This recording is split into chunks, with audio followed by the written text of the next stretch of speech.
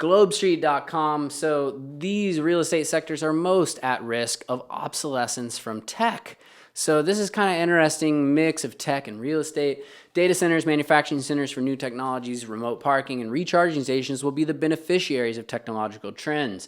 Well, who's at risk? Let's see. So there's a lot of talk about technology taking jobs. Real estate won't be immune from this trend, but specific segments are more prone to job losses than others. And a new report from Cushman and Wakefield pinpoints gas stations, bank branches, non-experiential retail and garages, those in single-family homes and commercial parking decks, and non-amenitized commodity offices as the categories of real estate that are at higher risk of obsolescence due to technology. So let's break down what those things are. Of course, gas stations, you guys know what those are. Bank branches, you know what those are. Although I kind of don't know if I necessarily agree with that, because we'll get into that. We'll get back to that. Non-experiential retail and garages. So I'm thinking that's like just your basic retail stores, non-experiential, like it's not a experience. Maybe I'm not reading into that right, but you got to have like a store that is like something that people are experiencing, not just like a TJ Maxx or something like that. Maybe that's not the best example. Maybe like a Abercrombie and Fitch, or that kind of like retail where it's like you could buy it online, and I think those are, what they're talking about there. Garages, those in single family homes and commercial parking decks. So, basically parking for money, like paid parking. Non-amenitized commodity offices. So that's like, an office with no amenities, basically just an office building. It's not an office building with a little cafe downstairs and the dry cleaning place on the corner or whatever. And also a new trend in mixed use office spaces is like rooftop pools, gyms, those kind of things.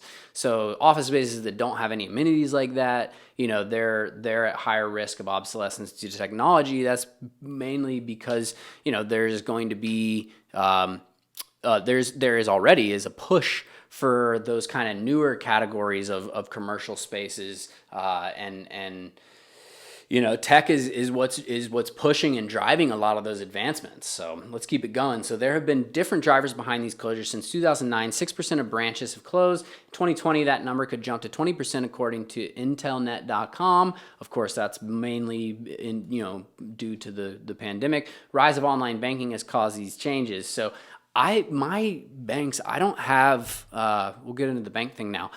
I don't use a bank that has like a physical branch. And when does that ever negatively affect me? The only time that has ever negatively affected me in the now like over a decade that I haven't had a physical bank branch is when I've ever needed a cashier's check, and my bank will overnight me a cashier's check. So like if I needed a cashier's check the same day, I guess I'm out of luck. But I can get one overnighted to me. So that's never been actually a problem for me. So I think that is a astute observation on their part, but I also do feel like we won't see as big of a decrease in bank branches as we're going to see in like office buildings, because office buildings really truly I think are going to have a big overhaul. Banks are one of those things where it's like it's going to be hard to get people to adapt to not having a physical bank branch. It's going to be harder than it will be for a business to make a financial decision and say, hey, look, 72% of our workforce are going to be working from home now, and then we're going to have smaller office space for the other 28% or whatever, right? That's a business decision. That's cold hard cash. That's bottom line. That's red or black, right? So that's easy. There's no adaptation is not in the question there. It's just you do it because it's what the accountants and the business managers are telling you to do, the CFO,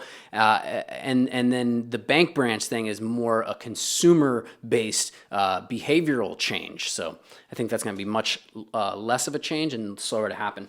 With gas stations, urbanization has been the culprit. Between 2004 and 2014, the number of gas stations in Manhattan fell by 1/3. Most of that land was redeveloped into condos or offices. So come on, you're using gas stations in Manhattan. I think they could have done a better job. Like, of presenting a more accurate statistic. Okay, that's interesting that, that the number of gas stations fell by 1/3, but it's Manhattan, dude. Everybody takes cabs or bus or subway or whatever. Like, no, very few people are in terms of the population per capita in Manhattan are owning and driving around cars versus like other places in the country. So there will also be some winners in CRE as technological adoption increases commercial real estate.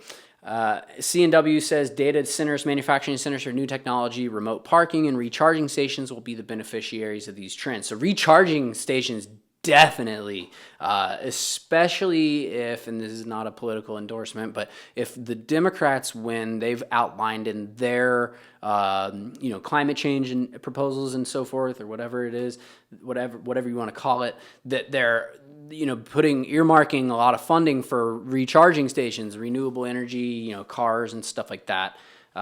So I think that's definitely will be true if the Democrats win the presidential election.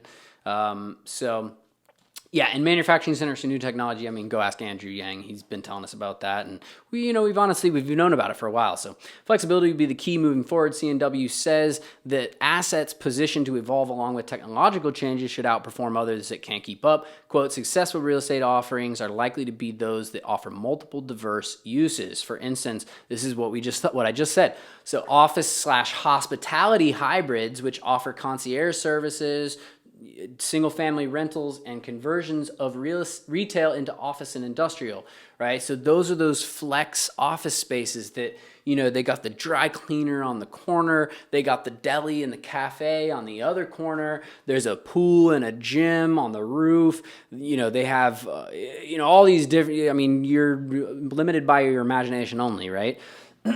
So, those are the future model of commercial office space. I've been hearing people say that since before the pandemic, and I agree.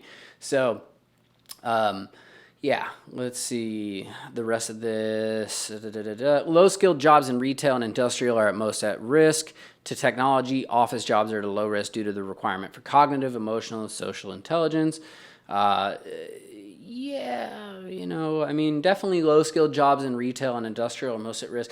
I think I would have phrased that a little differently. I think I would have said, instead of low-skilled jobs in retail and industrial, I would say any job that can be automated, pretty much. I mean, it doesn't even matter if it's a low-skilled job. Automation's getting pretty intricate these days. If your job is able to be automated by a robot, I would say you are, among the people who are at risk.